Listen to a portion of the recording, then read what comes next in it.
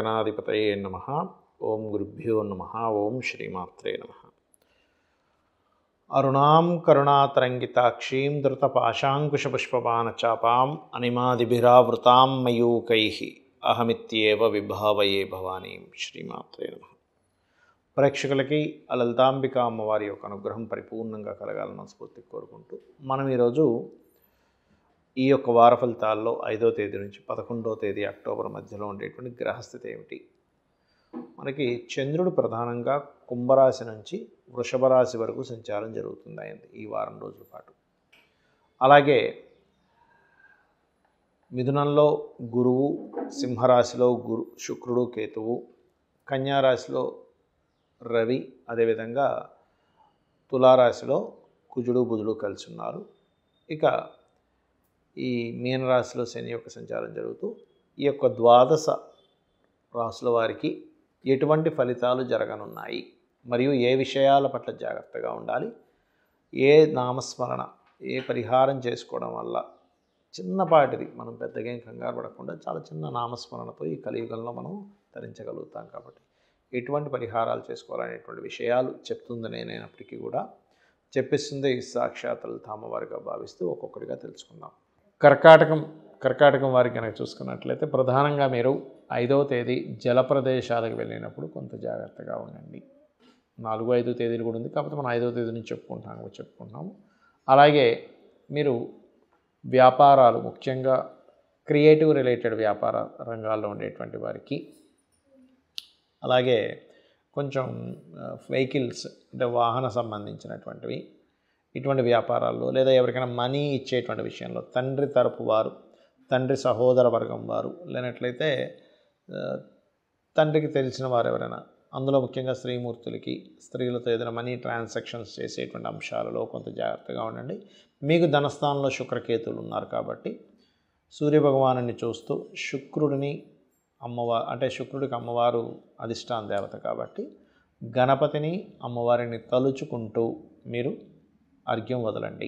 అలాగే మరొక విషయం ఏంటంటే ఇక్కడ ధైర్యము, సాహసము ఈ యొక్క స్థానంలో 3వ స్థానంలో రవి ఉన్నాడు కాబట్టి కొంచెం పరాక్రమ యోగం ఇస్తాడు. కాకపోతే ఈ వారం మీరు పూర్తిగా వాహనం మీద వెళ్ళేటప్పుడు ఒక ప్రాపర్టీ రిలేటెడ్ సంబంధించిన అంశాల్లో కొంచెం ఇష్యూస్ ఉండేవి, లేనట్లయితే గొడవలు ఉండేటువంటి ప్రాపర్టీ తీసుకోవడం అనేటువంటి చాలా స్పష్టంగా గోచరిస్తుంది.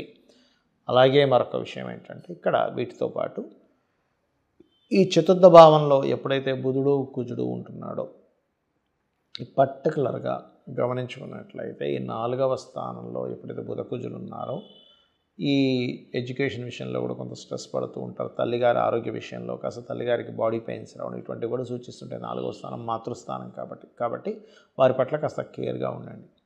అలాగే మరొక విషయం ఏంటంటే ఇక్కడ ఈ వివాహ సంబంధించిన విషయాల్లో కూడా చూసుకున్నట్లయితే కాస్త పర్టికులర్గా మీరు 5వ తేదీ ఎటువంటి వివాహ నిర్ణయాలు తీసుకోకండి. వాటర్ ప్లేసెస్కి వెళ్ళినప్పుడు జాగ్రత్తగా ఉండండి. ఎటువంటి వివాహ నిర్ణయాలు కూడా తీసుకోకండి దయచేసి. అలాగే మరొక విషయం ఏంటంటే ఉద్యోగ ప్రయత్నాలు ఏవైతే ఉంటాయో స్టార్టింగ్లో కొంత స్ట్రెస్గా ఉంటూ విదేశీ ఉద్యోగ ప్రయత్నాలు సఫలీకృతం అవుతాయి చూసుకున్నట్లయితే. ఇక మీరు నిత్యము చేయవలసినటువంటి దేవతారాధన లక్ష్మీ నరసింహస్వామి ఆరాధన లేదా సుబ్రహ్మణ్యేశ్వర స్వామి యొక్క ఆరాధన చేయండి, అన్ని విధాలు బాగుంటుంది. చాలామంది ఏంటంటే ఎన్నో పూజలు చేస్తున్నాము, ఎన్నో వ్రతాలు చేస్తున్నాము, కానీ మా కష్టాలు నెరవేరటం లేదు. పలానా రాశి వారికి ఇక్కడి నుంచి బాగుంటుంది అంటున్నారు, కానీ ఏంటో ఇంకా మాకు అనుకున్నంత ముందుకు వెళ్ళలేకపోతున్నాము, కారణం ఏమిటని అడుగుతూ ఉంటారు. దీన్నే మేనిఫెస్టేషన్ కూడా అనుకోండి కాసేపు. అంటే నేను గ్రహాలు కాకుండా ఇంకో కోణంలో చెప్తున్నాను అనుకోకండి. గ్రహాలకి మనం భావనలకి సంబంధం ఉంటుంది. యద్భావం తద్భవతి అంటూ ఉంటారు, వినే ఉంటారు కదా. అంటే మనం ఏదైతే భావిస్తుంటామో అది ఆ రకమైనటువంటి రిజల్ట్స్ మనం చూస్తూ ఉంటాం కూడా.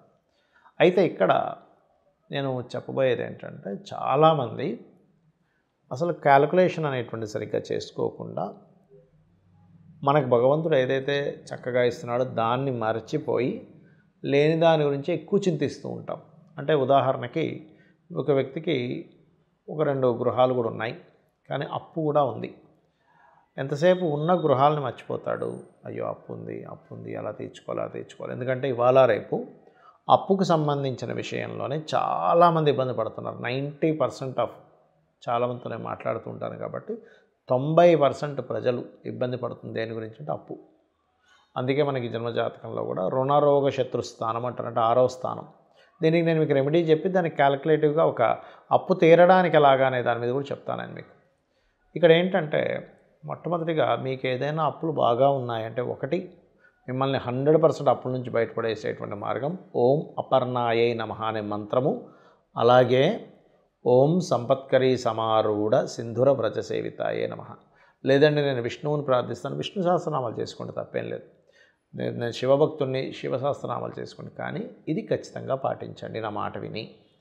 రెండవది మీకు ఎటువంటి అప్పు ఉన్నా కూడా గుర్తుపెట్టుకోండి, ఫస్ట్ ఒక క్యాలిక్యులేటివ్గా వెళ్ళాలి ఎప్పుడు కూడా.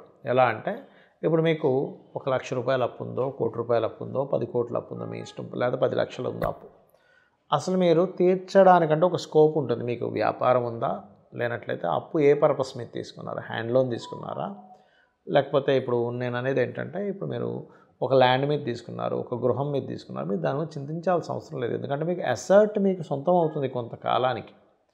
చాలామంది ఏం చేస్తారంటే గృహాలు తీసుకుంటారు, అమ్మ అప్పు ఉందండి అని బాధపడతారు. గృహం నువ్వు తీసుకున్నదే నువ్వు నీ ఓన్ చేసుకుంటున్నావు, గృహాన్ని కానీ స్థలాన్ని కానీ, మళ్ళీ బాధపడ్డం దేనికి?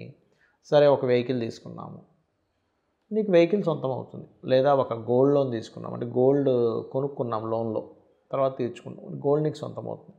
ఇలా కాకుండా మరి కొంతమందికి ఎలా ఉంటుందంటే వాళ్ళ స్థితి బాగోక వాళ్ళ బిజినెస్ లాస్ అయ్యో, లేకపోతే వాళ్ళకి అనారోగ్యం వచ్చో, ఇంకేదో పిల్లకి పెళ్ళనో, లేకపోతే పిల్లల కోసం చదువు కోసం దేనికోసం సంథింగ్ అప్పులు చేసేస్తారు, ఒక్కోసారి లగ్జరీలోనో అర్థం చేసుకోకుండా.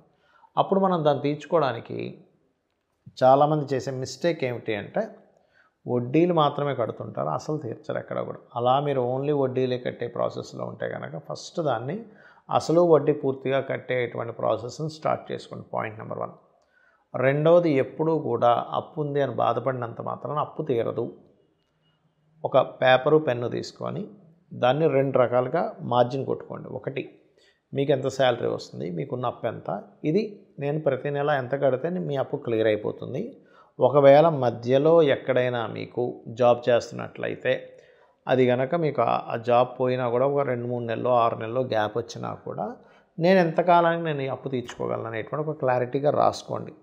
అలా కాదు మీరు ఒక వ్యాపారస్తులు, మీరు ఏ వ్యాపారం చేస్తున్నారు, ఆ వ్యాపారం వల్ల అసలు మీకు లాభం వస్తుందా నష్టం వస్తుందా, వ్యాపారం ఏదైనా మార్చుకోవాలా. ఇక్కడ చాలామంది ఏంటంటే వ్యాపారం ఏది పడితే అది చేస్తారు, కానీ మన జన్మజాతకంలో ఏ గ్రహం వ్యాపారాన్ని ఇస్తుంది అనేది పర్టికులర్గా తెలుసుకోగలగాలి. తెలుసుకొని ఆ వ్యాపారం ద్వారా మీకు కొంత డబ్బు వస్తుంది. ప్రతి నెల వ్యాపారం ద్వారా 1,00,000, 50,000, 2 లక్షలు, 10 లక్షలు, 1 కోటి రూపాయలు సంపాదిస్తున్నారు. మీ తాహతు తగ్గట్టుగానే ఒక అప్పు కూడా తీసుకున్నారు. అప్పుడు ఆ వ్యాపారంలో మీరు ఎంత అప్పు, మీరు ఎన్ని డబ్బులు మీరు కట్టగలరు ప్రతి నెల కడుతూ, ఒకవేళ అప్ అండ్ డౌన్స్ ఎప్పుడైనా వ్యాపారంలో వచ్చినా సరే మీరు ఆగినా మీరు ఎంత రోజులు అంటే ఎంతకాలంలో మీరు అప్పు తీర్చగలరు, సంవత్సరమా, 2 సంవత్సరాల, 3 సంవత్సరాల, 5 సంవత్సరాల, 10 సంవత్సరాల, పేపర్ మీద నీట్గా రాసుకోండి నా మాట విని. ఇలా పేపర్ మీద పెన్ పెట్టి మీరు రాసుకున్నప్పుడు మీ సబ్కాన్షియస్ మైండ్కి అది కనెక్ట్ అవుతుంది. చూడండి, మనం చిన్నప్పుడు పుస్తకం పట్టుకొని చదివేటప్పుడు పెద్దలు ఒక మాట అనేవారు, అరే నువ్వు 10 సార్లు చదివే కంటే ఒకసారి రాయి నీకు గుర్తుంటుందని. అంటే దాని అర్థం ఏంటంటే సబ్కాన్షియస్ మైండ్ ఎప్పుడూ కూడా మీకు అది గుర్తుంచిపోయేలా చేస్తుంది. మీరు ఎప్పుడైతే నాకు ఫలానా తప్పు ఉంది, నేను ఈ ప్రాసెస్లో ప్రతి నెల ఇంత కట్టుకొని ఇన్ని సంవత్సరాల కల్లా నేను రిలీఫ్ అవుతాను అనేటువంటిది మీరు పేపర్ మీద కనుక మీరు రాసుకోగలిగితే అప్పుడు ఏమవుతుందంటే ఇట్స్ వెరీ క్లియర్, మీకు ఒక క్లారిటీ వస్తుంది. ఎప్పుడైతే మీ మైండ్ క్లారిటీ వచ్చిందో మీరు టెన్షన్ పడడం తగ్గుతుంది. ఇక్కడ ఏమవుతుందంటే అప్పుల వల్ల చాలామంది జబ్బులు పాలవుతున్నారు. అంటే అలాగ అయ్యో అప్పు ఉంది ఎలా తీరాలి టెన్షన్, వాడికి నిద్ర పట్టదు, సరిగ్గా తినలేడు, ఎక్కడికి వెళ్ళినా ఎంజాయ్ చేయలేడు, ప్రతి క్షణము బాధ. ఆ యొక్క బాధ మీకు ఒక క్లారిటీ ఇచ్చారు, సబ్కాన్షియస్ మైండ్కి ఒక క్లారిటీ ఇచ్చారు. మీరు క్లారిటీ ఇచ్చినప్పుడు ఏమవుతుందంటే అది ఓకే, నేను రోజు మీ పని మీరు కూల్గా చేసుకొని వెళ్ళిపోతారు, మీరు హ్యాపీగా ఉంటారు. అప్పుతో మీరు బాధపడుతూ జీవితాన్ని ఒక 5 సంవత్సరాలు గడిపినా, బాధపడకుండా గడిపినా 5 సంవత్సరాల తర్వాత మీకు అప్పు తీరుతుంది, కానీ మధ్యలో ఎక్కడ తీరిపోదు. కాబట్టి మీరు ఒక క్యాలిక్యులేటివ్గా మీ సబ్కాన్షియస్ మైండ్కి చెప్పండి, ఓం అపర్ణాయ నమః అనే మంత్రము, ఓం సంపత్కరీ సమారూఢ సింధుర వ్రజ సేవితాయ నమః, లేదా ఓం ధర్మాధ్యక్ష ధనాధ్యక్ష ధనధాన్య వివర్ధిని నమః. ఎందుకంటే ఇది ఏం చేస్తుందంటే మీకు ఇంకొంచెం ఇప్పుడు ఒక మంత్రం చేస్తున్నారు, కాన్సన్ట్రేషన్ నేను ఇంకా ఏం చేస్తే నాకు తొందరగా తీరుతుంది, నేను ఇంకా ఎటువంటి బిజినెస్ చేస్తే ఇంకొంచెం నాకు బాగుంటుంది, నేను ఇంకా జాబ్లో ఎటువంటి స్టేజ్కి వెళ్తే నేను ఇంకొంచెం శాలరీ పెంచుకోగలుగుతాను, ఇంకొంచెం త్వరగా తీర్చుకోగలను, 5 సంవత్సరాలు తీరాల్సింది 3 సంవత్సరాలు తీర్చగలుగుతాను. ఈ యొక్క కాన్సన్ట్రేషన్ పెరుగుతుంది మీరు మంత్రం చేసుకోవడం వల్ల. అమ్మవారి యొక్క అనుగ్రహం కలుగుతుంది. మీ అందరికీ కూడా అప్పుల బాధలు పూర్తిగా పోవాలని మనస్ఫూర్తిగా కోరుకుంటూ శ్రీమాత్రే నమః.